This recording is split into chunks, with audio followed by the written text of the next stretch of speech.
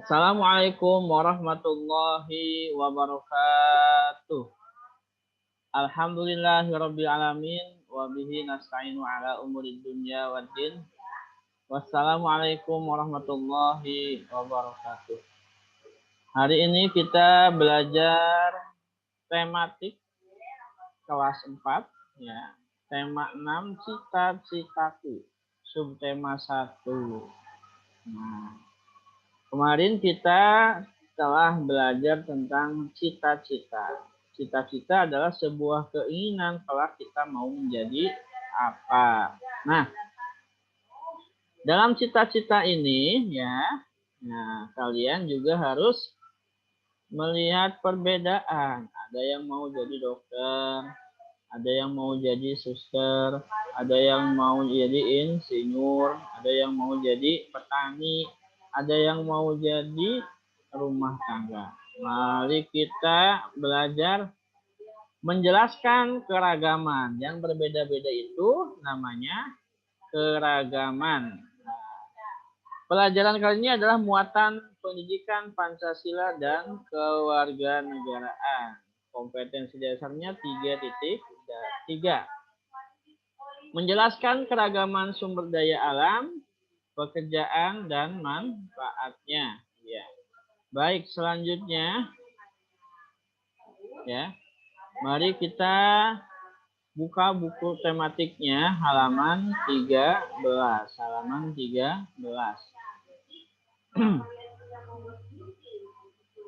Menjelaskan keragaman sumber daya alam, pekerjaan, dan manfaatnya. Ke halaman berikutnya. Setiap individu ya memiliki cita-cita yang berbeda-beda. Contohnya, adik bercita-cita menjadi dokter. Ya. Adik Haikal cita-citanya menjadi dokter. Sedangkan kakak bercita-cita menjadi pilot, ya, pilot yang sukses, ya, yang tidak pernah gagal dalam penerbangannya. Cita-cita. Nah, kok beda-beda? Kan harusnya kan kompak. Kakak adik itu sama-sama di dokter.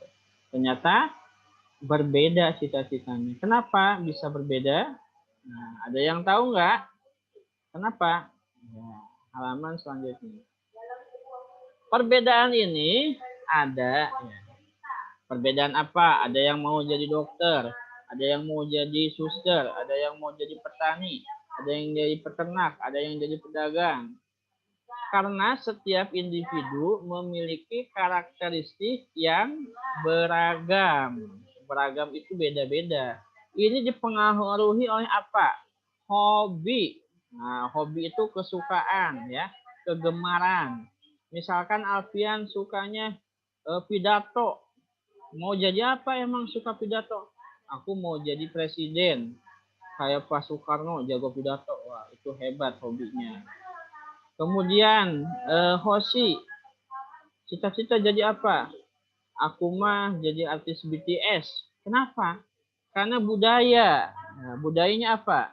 Suku, bahasa, rumah, adat, makanan khas, tarian, alat musik. Aku sukanya budayanya budaya Korea. Suka tari-tari Korea. Suka nonton Blackpink. Maka aku suka tiktokan sama BTS. Makanya cita-cita aku mau jadi artis Korea. Boleh ya. Kemudian sifat. Nah, aku juga sifatnya pemberani. Aku mau jadi polisi. Kebeda cita-cita ini ya, perbedaan ini adalah karena setiap individu memiliki karakteristik yang beragam, berbeda-beda ya. Beda kesenangannya, beda budayanya ya, beda sifatnya. Selanjutnya, sumber daya alam dan pekerjaan yang ada di sekitar kita juga mempengaruhi ya, mempengaruhi cita-cita yang ingin kita capai, mempengaruhi cita-cita yang ingin kita capai. Nah, misalkan nih di Indonesia Ini daerahnya berbeda-beda. Sumber daya alamnya juga berbeda-beda.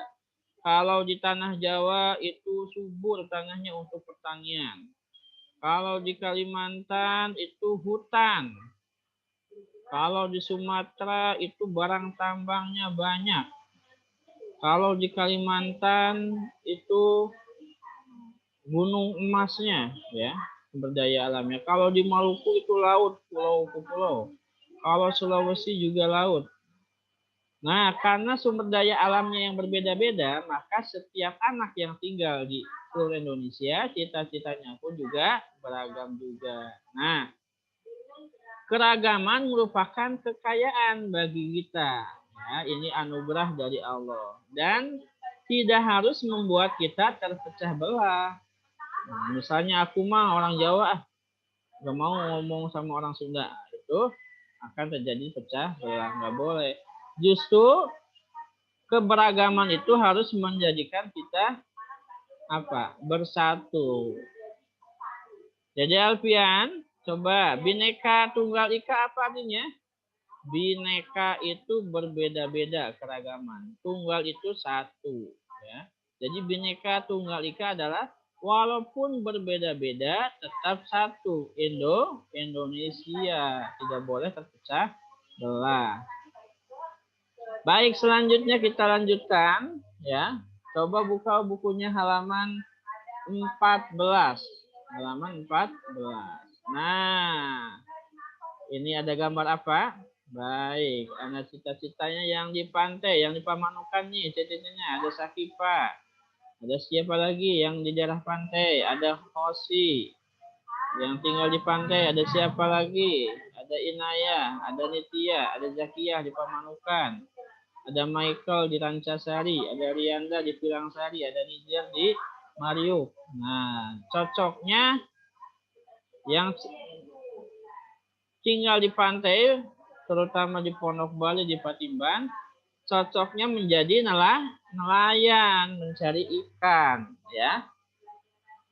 Mayoritas itu kebanyakan, walaupun Pak ada temanku yang di pantai tapi jadi PNS, jadi guru, iya. Itu sebagian kecil, tapi kebanyakannya mayoritas ya penduduk pantai itu menjadi nelayan. Nah, cita-cita menjadi nelayan, biasanya nelayan tidak pergi sendiri ketika melaut. Enggak sendirian kayak gini ya, ini nelayan kecil. Antar nelayan harus bekerja sama biasanya dalam bekerjasama menangkap ikan. Setiap kerjasama sangat dibutuhkan agar hasil tangkapan ikannya memperoleh hasil yang memuaskan. Satu kapal itu ada tuan kapalnya, ya. Anak buah kapalnya itu ada 5 sampai 15 orang untuk menangkap ikan. Jadi kalau kamu jadi nelayan tetap harus bekerja sama dengan orang-orang yang berbeda. Selanjutnya pindah ke kota. Pak, aku mah tinggalnya di Pamanukan. Sebentar lagi mau jadi kota besar. Nah, kalau di kota besar, mayoritasnya masyarakat di kota besar itu bekerja di perkantoran. Emang ngapain Pak di perkantoran? Biasanya mereka bekerja bisnis ya, mengolah data dan informasi, mengendalikan perusahaan-perusahaan yang ada di kota besar. Kalau kamu jadi cita-citanya bekerja di kota besar, ya maka apa?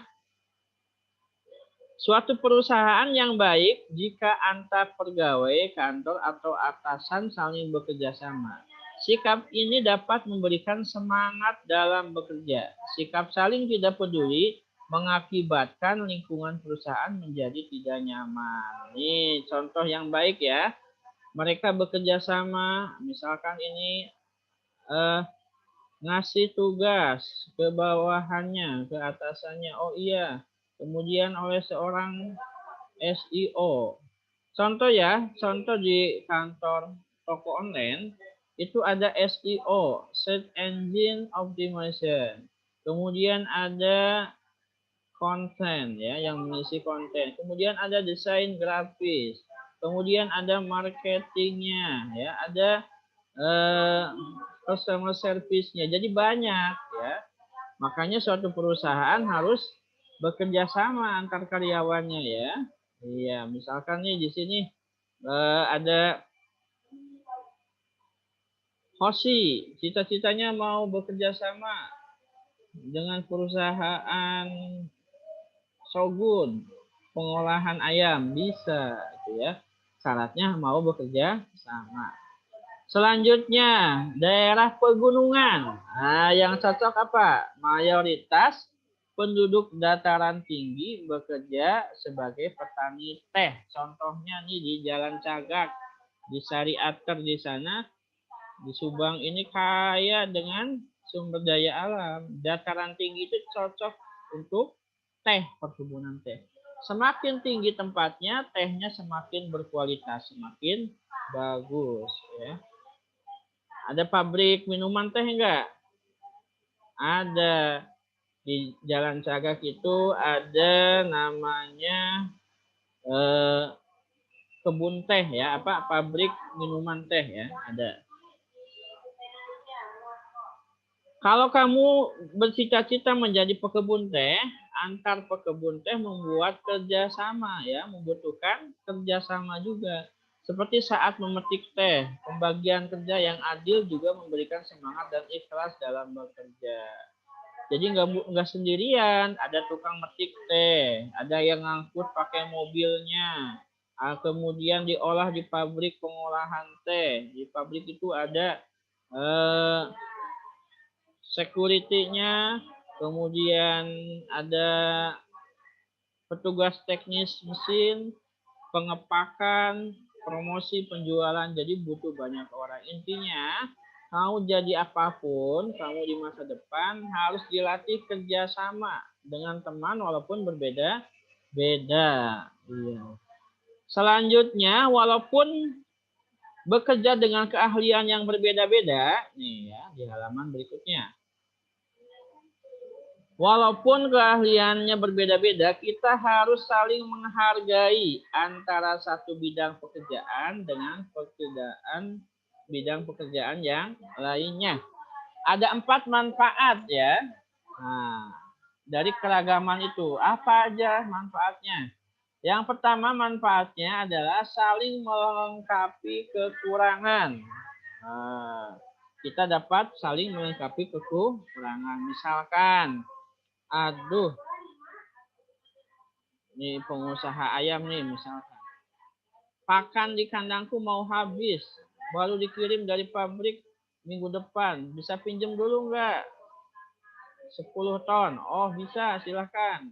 Kebetulan di saya masih banyak. Itu saling melengkapi kekurangan. Kedua, manfaatnya apa? Dapat saling bertukar ide atau pendapat. Aduh, aku rugi terus nih. Ayam-ayamku banyak yang mati. Kamu pakai obat apa? Kebetulan Hoshi menggunakan obat buatan sendiri. Coba pakai obat buatanku. Pasti sukses. Nah, itu saling bertukar ide dan pendapat. 3. Memberikan saran atas kekurangan. Aduh, misalkan, waduh, pabrik ayamnya itu limbahnya mengganggu masyarakat sekitar. Coba disemprot limbahnya menggunakan obat yang ini. Mudah-mudahan nanti tidak terlalu bau ya, tidak mengganggu warga sekitar. Itu memberikan saran. Selanjutnya melakukan belajar hal-hal yang baru dari teman. Oh, aku mah ternak ayamnya bukan di Subang, di sana di Jawa Timur. Gimana?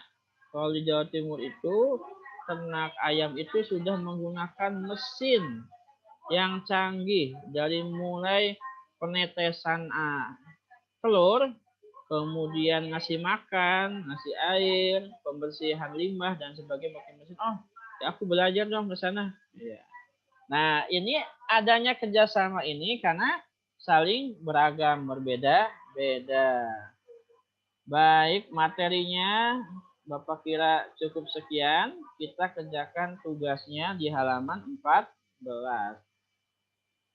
Ya.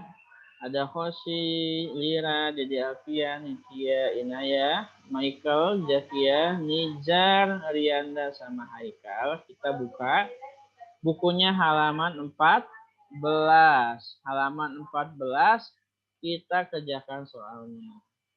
Terima kasih. Kita tutup dengan baca doa Allahumma anfa'na